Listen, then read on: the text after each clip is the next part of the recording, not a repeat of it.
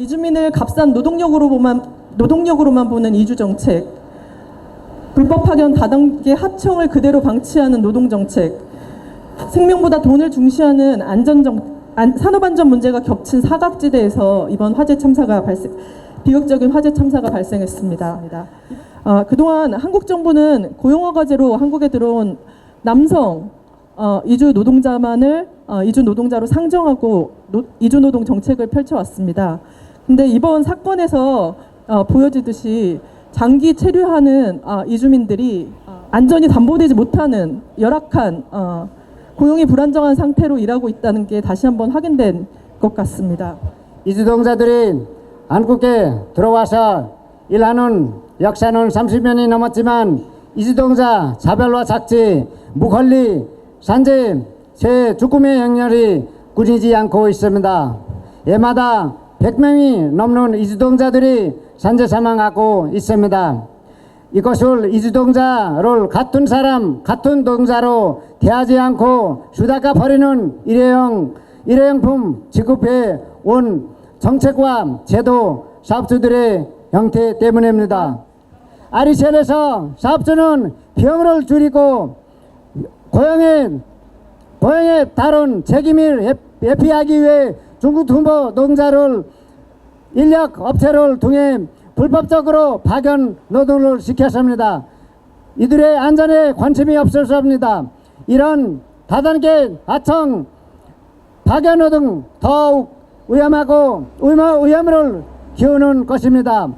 돈을 원청에 벌고 위험은 맨 밑바닥의 노동자들에게 떠넘기니 이주노동자들 피해가 너무 큽니다.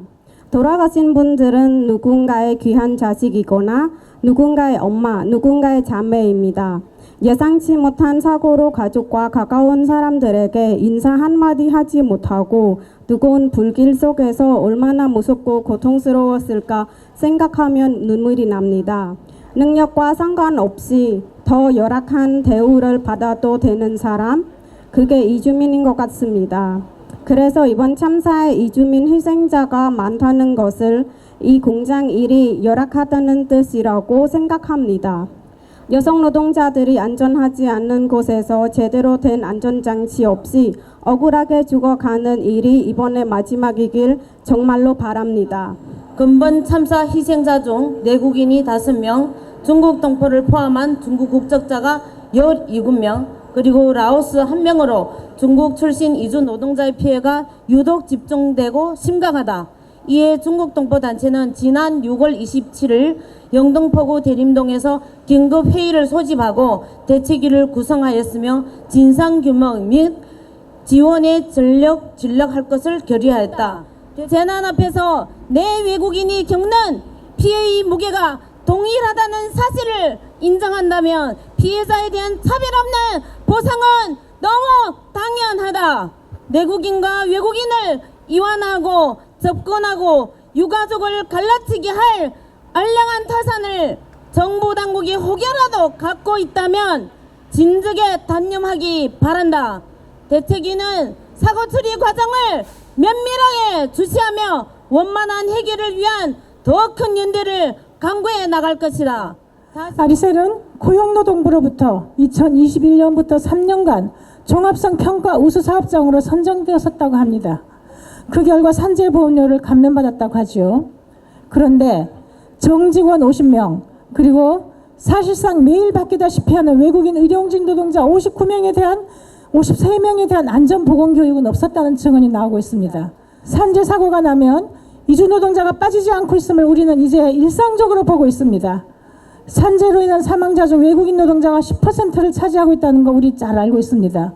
외국인 노동자의 산재 발생률이 내국인보다 높다는 것은 주로 3대 업종으로 취약한 노동환경, 제대로 제공되지 않는 안전보건 정보에 기인해야 바라는 것은 이미 오래전부터 지적되어 왔던 사실입니다. 위험의 이주화라고 하죠. 이 사태의 본질을 한마디로 표현하고 있습니다. 이전에는 위험의 외주화라고 했습니다. 어느 순간 이주노동자들로 넘어왔습니다. 앞으로는 더욱 많아지고 더욱 일상화될 것으로 예측됩니다. 생계와 생존을 찾아서 가족을 뒤로하고 이역만리 한국 땅을 밟았지만 경험한 것은 생지옥이었습니다. 언제 폭발하고 화재가 날지 모르는 곳, 불법 파견과 이중 삼중 하청 다단계 저임금 착취구조 속에 노동자가 안전하게 일할 권리는 찾아볼 수 없었습니다. 살아서는 물론 죽어서도 차별받아서는 안 됩니다. 그러나 이곳 손발노동은 아프리카에서나 하는 것이다 라고 말하는 인식을 가진 대통령이 있는 곳에서는 불가능합니다.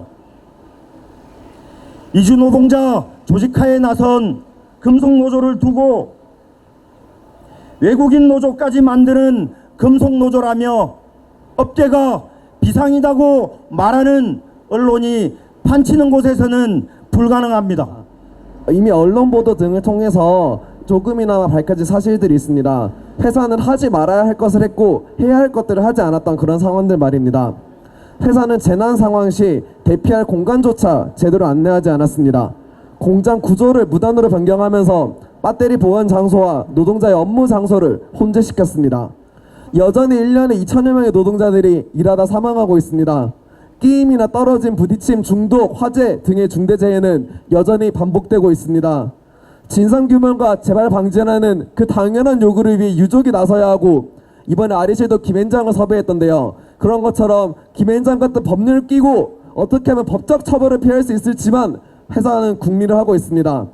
이는 아리셀의 문제이기도 하지만 그동안 수많은 중대재해가 있었던 전주페이퍼, 동국제관, 태양화력발전소, SPC 등등의 수많은 기업들의 문제이기도 하고 위험을 이전시켜오며 죽음조차 위계해온 정부와 사회의 문제이기도 합니다. 죽음은 우연이 아니라 착취를 용인하는 체계적인 법제도에서 체계적으로 이루어졌습니다. 그것이 참담한 현실입니다. 파견제도와 이주노동자 통제 제도는 이렇게 죽음을 낳았습니다. 98년 파견법이 생기고 중간 착취, 사람 장사가 너무나 버젓이 이루어지고 있습니다. 제조업에서 파견은 불법이지만 이번 사건처럼 버젓이 이루어지고 있습니다. 일용직 파견, 불법 하도급이 이루어지고 있고 노동자들은 죽음을 마주하고 일하고 있습니다. 2017년 10월 유엔 사회권위원회는 이렇게 얘기했습니다. 노동 비용을 최소화하고 산업재해의 위험을 이전하기 위한 목적으로 대기업에서 노동자의 노동권을 박탈하는 하청, 파견, 독립계약자 노동제도를 활용하는 것을 여전히 우려한다. 2017년이면 무려 7년 전입니다. 무엇이 달라졌습니까? 여전히 이주노동자, 비정규직 노동자, 하청 노동자는 죽음에 마주하고 있습니다. 이주노동자 정책은 어떠합니까? 고용업계처럼 이주노동자들에게 사업장 이동의 자유가 없으니 노예처럼 사업주의 부당한 지시에 불완전한 위험한 일터에서 일하고 있습니다. 미등록 이주노동자를 사냥하는 불법적이고 야만적인 나라입니다. 이주노동자의 중대재해 사망은 정주노동자의 3배가 높다고 합니다. 인간을 기계부품보다도 못하게 취급하는 파견제도, 고용허가제도, 이주민 체류허가제도는 이주노동자를 죽음으로 몰아넣습니다. 규제와 처벌만으로는 산업안전을 지킬 수 없다. 화학물질 특성에 맞는 소발금 기술을 개발하고 AI 과학기술을 개발해 생명과 안전을 지켜야 된다. 어제 국무회의에서 윤석열이라는 작자가 참사에 대해서 내뱉은 말입니다. 소방기술이 없어서 참사가 났다. 참으로 저열하고 천박한 인식이 아닐 수 없습니다. 그 뜨거운 물길 속에서 숨져간 노동자들의 죽음 앞에 아리셀 자본은 이 나라 최고라는 그 로펌을 선임했습니다. 대통령이라는 사람은 AI 소방 기술을 운운하며 규제를 완화해서 그 기술을 개발할 수 있게 해줘야 된다. 이렇게 얘기를 합니다. 고용노동부 장관이라는 사람은 파견법을 완화해줘야 된다라고 얘기를 합니다. 이게 우리가 사는 세상입니다. 이주 노동자들은 더 위험해도 된다고 이주 노동자들은 최저임금 주지 않아도 된다는 존재 자체가 참사인 이 정권과 자본에 맞서서 그 위험을 오늘도 직면하면서 죽어가고 다치는 그 노동자들과 함께 어깨에 걸어야 될 때라고 생각합니다. 간이 추모 분향소 왼쪽 편에 저기 끈을 묶어놨습니다. 네, 그쪽으로 추모 메시지 리본을 묶어주시면 될 것 같습니다.